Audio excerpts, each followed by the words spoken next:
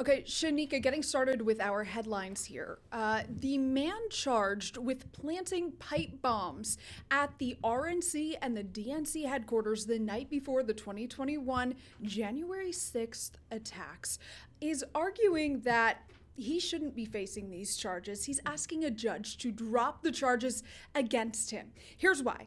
President Donald Trump pardoned more than 1,500 people reportedly tied to those January 6th attacks. And Brian Cole Jr.'s attorney, he argues that in a new filing, the accusations his client faces align with the circumstances surrounding the actions of the people who were pardoned by Trump, even though it happened 24 hours before, allegedly. Now, Cole Jr. is accused of placing explosive devices outside of the DNC and RNC on January 5th, so that's the night before. That triggered a years-long FBI investigation. Here's some reaction.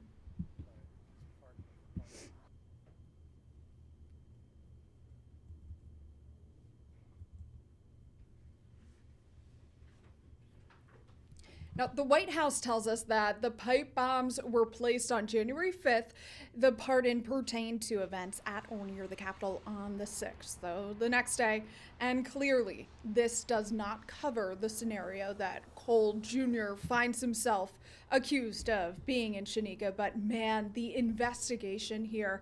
You had federal officials looking for a suspect for how long here? So long. And at last, they announced the arrest of a man in Northern Virginia, Cole Jr., right? And so for his attorneys to make this argument, submit this filing here, asking the judge to totally dismiss the case against him, if that were to happen, you would have to imagine that the air would just come out of the balloon of these investigators. It took so long here, so much intrigue around this case, kind of overshadowed by everything that followed January 6th, right? Yeah, the next it did. day. Yeah. But still, I remember, I'm sure you do too, Yes. when those headlines Yes. came out, how alarming that was, the was. accusations that there were bombs planted at those sites. Yeah, it was a scary thing, and a lot of people were shocked. Everyone was wondering who this was. Everyone thought that we would know who that person was almost immediately, just because, you know, that's federal property, right? And it took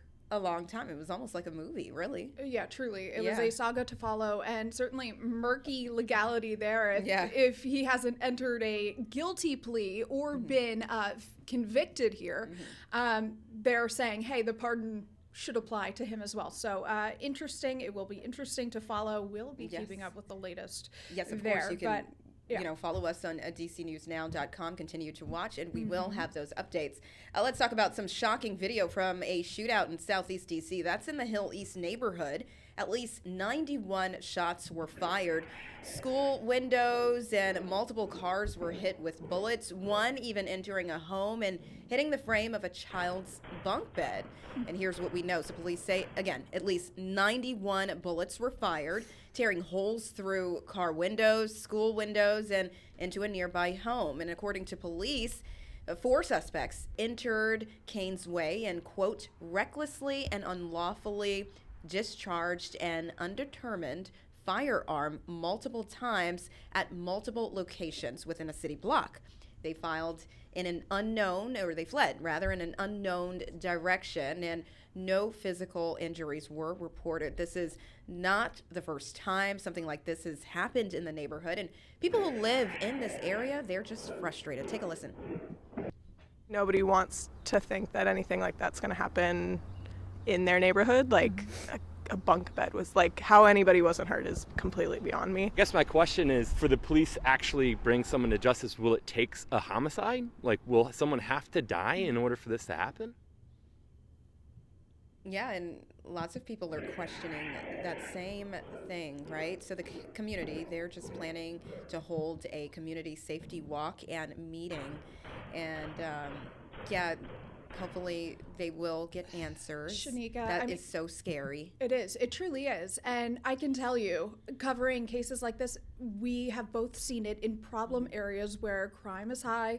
And when you see fear convert to frustration, it's almost as if you've caramelized all that fear and you're just like, you've normalized it. But that bullet hitting the frame of a bunk bed, Shanika, I remember covering a homicide where a boy was playing on his bed and he got hit with a stray bullet. You know, he was in the safety of his own home. His mom was downstairs. So that is so very alarming. No, it is. It is. This could have been a different story. Entirely. Yeah. Entirely. We'll be following that as well. As that one neighbor said, what needs to happen for something to change. All right, so staying in Northeast DC, neighbors are concerned that they're losing a major grocery store as they're already facing difficulty accessing food and shopping for food. This is a community staple here. You're seeing that Safeway, that's at Maryland Avenue and Benning Road in Northeast. Safeway announced plans to close this location this coming May. That is in less than 60 days. The store has served that area for decades. Now, Safeway's corporate office tells us that in part, quote, like other retailers, we are constantly evaluating our store footprint and have to look at every angle of the business. This includes our real estate portfolio. And we're coming to the end of our lease at this location, and we've made the decision to reinvest our resources into other existing stores. That's the end of the quote. But the neighbors, they hope that another grocery store chain or operator can take the place. A lot of people have been coming to this Safeway for many years, myself 30 plus years. Neighborhoods are continually changing. Maybe the sales are not as good. And this is such a problem, Shanika, because employees at the store, well, they can be relocated to another store within Safeway, within their structure. They say the workers can be reassigned. Is that going to be a reassignment that's convenient for them? But not only that, when you look at an urban area, it matters so much more where the grocery stores are because so many people, they've got their routines down. They can walk to the store 4 blocks away, Shanika. Someone in the suburbs, maybe they have to drive a half mile more, but they're used to that. So to create this kind of gap, those neighbors really hoping, and hopefully an affordable chain, you know, takes that spot. Yeah, no, it is really, I mean, we talk about food deserts all the time, and that is something concerning. Lots of people do not have transportation. So you're right, having a store that's walkable distance, that is needed. That's necessary. So hopefully we can get another one. Yeah. All right, turning now to Virginia, Haley. Police in Prince William County, they're searching for a man who was accused of sexually assaulting a woman while she was jogging. That was in Woodbridge. Now, the incident took place near the intersection of River Ridge and Powell's Creek Boulevard. That was around 6:50 on March 14th. So during that investigation, police learned that a 26-year-old woman was jogging in that area when a man riding an electric scooter approached her, and then the man touched the woman inappropriately. That was before riding away on the scooter. So as the investigation continues, police found that a similar encounter involving the same person and a victim took place in the area, and that was back in May of 2025. Yeah, that's certainly unnerving, especially for women in that area who like to go outside and exercise alone. All right, developing now, tours to the Washington Monument, they are suspended right now as officials are investigating an incident from yesterday. U.S. Park Police say that a person took a car, doused it in gasoline, then lit it on fire near the Washington Monument early on Tuesday morning. That caused a big scene. A person was detained. We're still working to learn whether there are any charges involved here.